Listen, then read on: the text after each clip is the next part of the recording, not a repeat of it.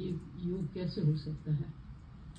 तो फिर बाबा कहते हैं, खास करके हम परिवार वाले लोग हैं तो एकदम उनके लिए सिंपल कर दो। क्या सिंपल करना है? याद। तो फिर बाबा ने कहा कि खास करके हम सब परिवार से आए हैं, सन्यासी तो नहीं है।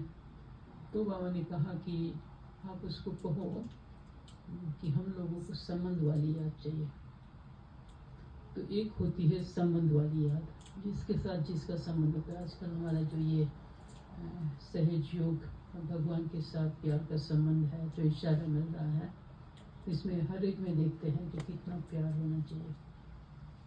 तो हमारा जब बाबा से इतना प्यार है, जिसके साथ प्यार होता है, न चाहते हुए भी मन भी जाएगा, बुद्धि भी जाएंगी, दिल भी जाएगा, शरीर भी जाएगा। देखो लौकिक प्यार में जहाँ जिसके साथ संबंध होता है वो होता है तो दुख देने वाला, और सारा उसका वही अटेंशन होता है।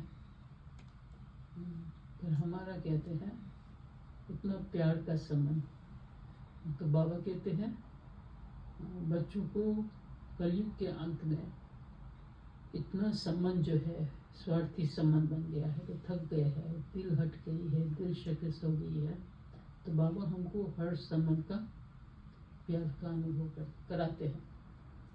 तो आत्मा अंदर अंदर अंदर अंदर खुश होती है कि बाबा कितना प्यार हम माँ का भी देते हैं, बाप का भी देते हैं। शिक्षक बनकर कितना दूर से आते पढ़ाते हैं, सदगुरु बन के डायरेक्शन देते हैं। पतियों का पति है, बापों का बाप है, बच्चा है, भोलानाथ है, भाई है। अभी रक्षाबंधन में भाई का अनुभव करेंगे, सखा का अनुभव करेंगे। तो जो ये हम लोगों को संबंध प्राप्त होता है, हमारी बुद्धि कहाँ जाती नहीं है। ये बहुत जरूरी है, संबंध की याद। और संबंध की याद फिर जो है बाबा कहते हैं राजयोग का मतलब जो है हमारे मन बुद्धि संस्कार, हमारी सारी कर्म इंद्रियां, ये हमारी बाबा कहते हैं पहले हमारी जो मुख्यमंत्री जो है वो मन बुद्धि संस्कार है। तो वो हमारे काबू में है या नहीं है, वो अपना चलाते हैं या राजा के वश चलती है। अगर राजा को नौकर चलाए कैसा लगता है? तो नहीं। आप जो है ये शरीर का राजा है और मन बुद्धि संस्कार का भी राजा है, और ये सारी स्थूल कर्म इंद्रियां है उसका भी राजा है। तो इसलिए बाबा कहते राजयोग है। कोई कर्म इंद्रिया, बाबा ने उस दिन कहा चंचलता न करें। चंचलता करते माना आपने कर्म इंद्रियों पर कंट्रोल नहीं किया है। तो एक वो याद होती है एकदम जैसे मैं राजा हूँ। वो स्वमान वाली स्थिति होती है। राजा कितना रॉयल होता है, उसका सोचना, उसका देखना, उसका बोलना, उसका हर कर्तव्य हलन चलन जो है कितनी रॉयल होती है। तो बाबा कई बार ये शब्द भी कहते अरे ऋषि हो, आंख कहीं नहीं डूबती है। तो इसलिए बाबा ने कहा राजयोगी भी हो, राज ऋषि भी हो, तपस्या कर रहे हैं। उसके पर मैं आती हूँ। फिर बाबा कहते हैं देखो जब हम याद करते हैं और तीन दुनिया की जब हम त्रिलोक जो है, तो एक जो है बाबा कहते हैं जितना हम परम धाम के साथ कनेक्टेड होंगे, जितना परम धाम के साथ कनेक्टेड, तो वो हमारी बीच रूप वाली याद है।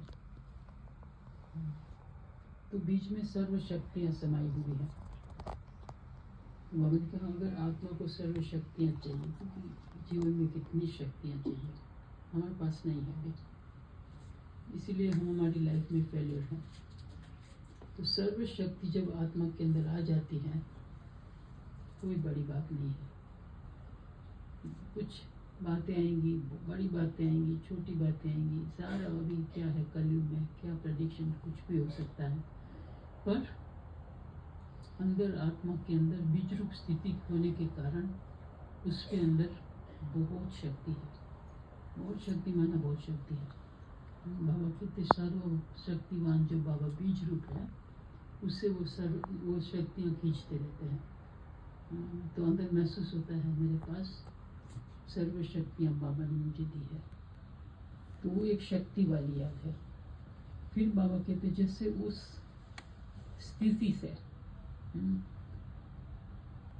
बिल्कुल जिसका परम धाम के साथ शिव बाबा के साथ, बाबा कहते एक ही रास्ता, एक ही रिश्ता, तो वो फरिश्ता स्थिति का अनुभव करेंगे। जिससे यहाँ उसका कोई रिश्ता ही नहीं है, फरिश्ता आता है वैसे दे जाता है, फिर अपने और जगह पर चले जाते हैं। और फिर बाबा ने कहा जो बीच में जो सूक्ष्म वतन है, तो बाबा ने कहा कभी सत्युग में चले जाओ। शुरू में क्या होता था, इतना साक्षात्कार करते थे, इतना साक्षात्कार करते थे, सब बातें उन्होंने साक्षात्कार की है। सत्युग कैसा होगा, बहुत सुंदर सत्युग होगा। तो बाबा ने कहा कोई बार सत्युग में चले जाओ। और जब हम परम धाम देखते हैं, देखो ब्रह्मा विष्णु शंकर, तो शंकर जो है वो बहुत परम धाम के नजदीक है, सूक्ष्म वतन के हिसाब से। तो बाबा ने कहा और ऐसी तपस्या कर रहा है जैसे एक समान लगते हैं, इसलिए भक्ति मार्ग में शिव और शंकर को एक कर दिया है। और बाबा ने कहा कि आप लोग ऐसी तपस्या करते हो, ऐसे लगता है बाप समान है, वैसे अलग है दोनों।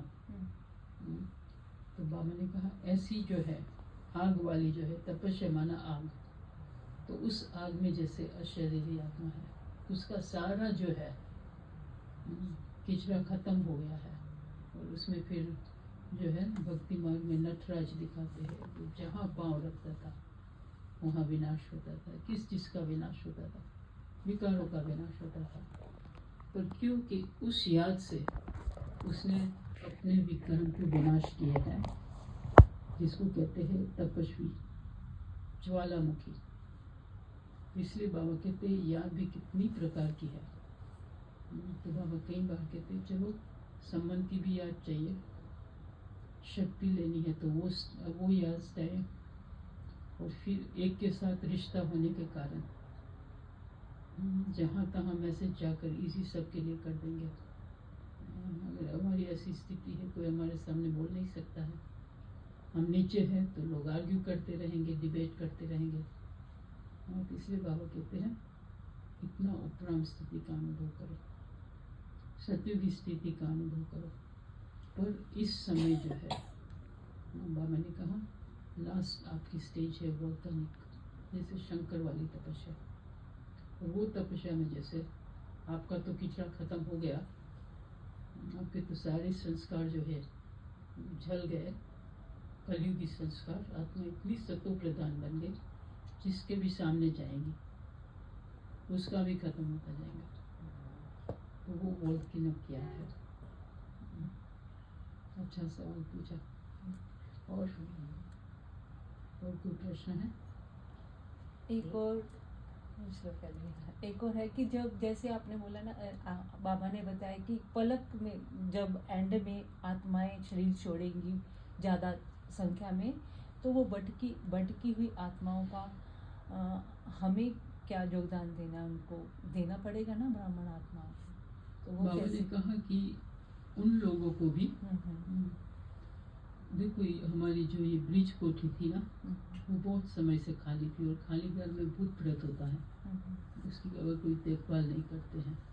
वहाँ बहुत कुछ हुआ होगा। तो शुरू में जब वो लोग गए तो कुछ आवाज़ आती थी, खट खट खट खट, कोई जो है वो नहीं चलते हैं सिक्योरिटी वाले, ऐसे कुछ आवाज़ आती थी। तो बाबा ने कहा कोई बात नहीं, और बाबा ने कहा